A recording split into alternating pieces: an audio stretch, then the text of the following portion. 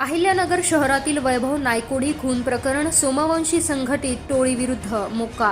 अहिल्यानगर शहरातील सावेडीतील तपोवन रस्ता परिसरातून अपहरण केलेल्या वैभव शिवाजी नायकोडी वय वर्ष 19 या युवकाचा खून करून मृतदेह जाळणाऱ्या लपका सोमवंशी टोळीविरोधात महाराष्ट्र संघटित गुन्हेगारी कायद्यान्वये कारवाई करण्यात आली आहे। तोपखाना पोलिसांनी पाठवलेल्या प्रस्तावाला नाशिक परिक्षेत्राचे विशेष पोलीस महानिरीक्षक दत्तात्रय कराळे यांनी मंजुरी दिली आहे।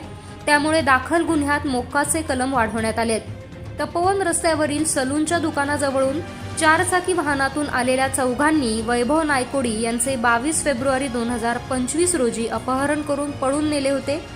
मारहाण करून त्यांचा खून करण्यात आला होता आणि नंतर मृतदेह MIDC परिसरातील केत्ताई डोंगरावर जाळून टाकला होता। याबाबत त्यांची आई सीमा शिवाजी नायकोडी यांनी 27 फेब्रुवारी रोजी तोपखाना पोलिसात फिर्याद दाखल केली होती। पोलिसांनी एकूण 11 संशयित आरोपींविरुद्ध अपहरण, खून, पुरावा नष्ट करणे आदी गंभीर कलमान्वये गुन्हा दाखल केला होता। दरम्यान वैभवचे अपहरण करणाऱ्या चौघांना तोपखाना पोलिसांनी तात्काळ अटक केली आहे।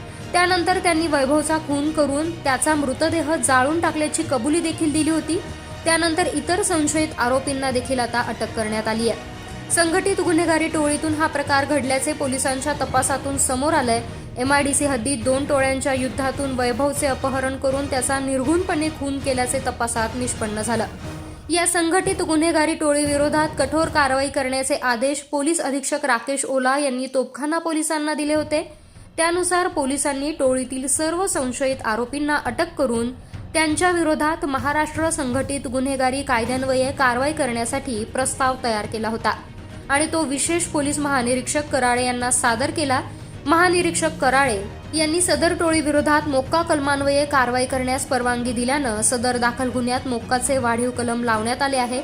अधिक तपास उपविभागीय पोलीस अधिकारी अमोल भारती हे करतायत।